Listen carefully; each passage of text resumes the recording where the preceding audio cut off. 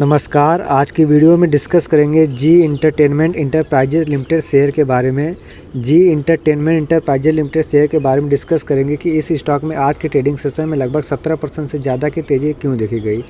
इस तेज़ी के पीछे का मेन रीज़न क्या है वो भी डिस्कस करेंगे। फिलहाल अभी इसके ट्रेडिंग रेंज की बात कर ले तो ट्रेडिंग रेंज में इस स्टॉक में जी इंटरटेनमेंट की ओपनिंग की बात करें तो कल की ट्रेडिंग से लगभग काफ़ी गैप अप ओपनिंग हुआ था। अपने पिछले ट्रेडिंग की बात करें तो लगभग 260 के आसपास की क्लोजिंग दिया था। उसके बाद आज की ट्रेडिंग की बात करें तो लगभग 280 के आसपास की ओपनिंग हुई, 280-81 रुपये के आसपास ओपन हुआ। ओपन के बाद ही मॉर्निंग में इस स्टॉक में बाइंग देखने को मिली और 300 के लेवल को टच किया। उसके बाद दिन भर यह एक रेंज में ट्रेड करता रहा, 290 और 300 की रेंज में यह दिन भर ट्रेड करता रहा। क्लोजिंग के टाइम की बात करें तो 300 के आसपास की क्लोजिंग दिया है। तो 17% की तेज़ी के साथ आज यह स्टॉक में तेज़ी देखी गई। इस इतनी बड़ी तेज़ी के पीछे का मेन रीज़न जानने का प्रयास करेंगे तो मेन रीज़न एक ही है। जी इंटरटेनमेंट शेयर में जो 17% का जूम देखने को मिला, इसके पीछे का एक ही रीज़न है कि जो इन्वेस्को सबसे बड़ा जी इंटरटेनमेंट का इन्वेस्टर है, उसने बोर्ड ईजीएम को ड्रॉप किया, जिसकी वजह से इस स्टॉक में तेज़ी देखी गई। जैसा कि merger with Sony, Zee's merger with Sony achieve its aim of strengthening board oversight, but if the deal is not done as proposed, Invesco retain the right to call a fresh EGM। इस video में आगे discuss करेंगे कि जी Entertainment enterprises limited में हमें क्या करना चाहिए। जैसा कि यह एक बेहतरीन स्टॉक है, एंटरटेनमेंट सेक्टर का one of the largest player है, तो इस स्टॉक में हमें क्या करना चाहिए। फ़िलहाल इसके एक महीने की रिटर्न की बात करें तो एक महीने में यह स्टॉक लगभग 30% के आसपास का रिटर्न दिया है। वहीं इसके 6 मंथ के रिटर्न की बात करें तो 6 मंथ में लगभग -7% का करेक्शन हुआ है। वहीं इसके 1 साल के रिटर्न की बात करें तो 1 साल में लगभग 50% का अच्छा रिटर्न दिया। अब इसका 1 साल का चार्ट देखेंगे तो 1 साल पहले लगभग कहे तो अगस्त 2021 तक यह स्टॉक लगातार काफ़ी लंबे समय तक 200 के आसपास ट्रेड कर रहा था। उसके बाद इस स्टॉक में लगभग डिप लगा था, लगभग कहे तो सितंबर मंथ में लगभग 170 के आसपास का डिप लगा था। उसके बाद इस स्टॉक में मर्जर की न्यूज़ आई थी सोनी और जी के, तो उस वजह से इस स्टॉक में तेज़ी देखने को मिली थी। उसके बाद कंटिन्यूअस यह 2 से 3 दिन में ही लगभग 300 के लेवल को क्रॉस किया था। तो उस लेवल के बाद इस स्टॉक में अच्छी खासी अपट्रेंड देखने को मिली और लगभग 350 के ऊपर का लेवल टच किया था। हाई की बात करें तो लगभग 380 के आसपास का हाई लगाया था। 378 रुपये के आसपास का हाई लगाने के बाद इस स्टॉक में करेक्शन देखने को मिली।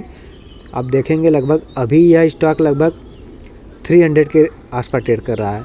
फिलहाल यह 230 के आसपास का सपोर्ट लेकर 300 के आसपास ट्रेड कर रहा है। अभी फ़िलहाल इस स्टॉक में फिर से बाइंग देखने को मिल रही है। बाइंग के पीछे का वही मेन रीज़न है सोनी पिक्चर और जी इंटरटेनमेंट का मर्जर का, तो उसको लेकर ही सारे तेज़ी देखने को मिल रही है। तो हमें इस स्टॉक में आगे क्या करना चाहिए, उसके बेसिक फंडामेंटल के हिसाब से हम जानेंगे। तो बेसिक फंडामेंटल की डिटेल में डिस्कस करें तो जी इंटरटेनमेंट इंटरप्राइजेज के बिजनेस के बारे में बात करें तो Zee Entertainment Enterprises is mainly in the following business: broadcasting of satellite television channel, space selling agent for other satellite television channel and sale of media content. Media content के सेल्स में इनका बिजनेस है। Programme, films, feed, music rights, इन सब से इनका revenue generate होता है और एडवर्टाइजमेंट से खासकर मीडिया चैनल का रेवेन्यू जनरेट होता है। इस कंपनी के मार्केट कैप की बात करें तो लगभग 28,700 करोड़ रुपए के आसपास का मार्केट कैप है।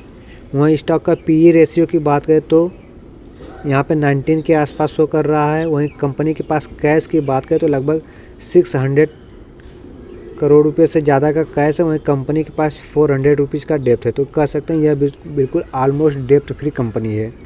वहीं ईपीएस की बात करें तो ईपीएस आप देखेंगे लगभग 15 रुपीज़ के आसपास का ईपीएस है। वहीं रिटर्न ऑन इक्विटी की बात करें तो 13% का, जो कि काफ़ी अच्छा है।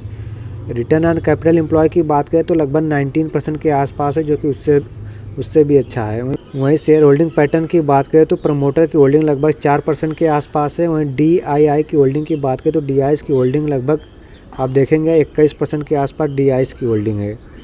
आप देख सकते हैं यहाँ पे 21% के आसपास डीआईएस की होल्डिंग है। वहीं पब्लिक की होल्डिंग की बात करें तो पब्लिक की होल्डिंग की लगभग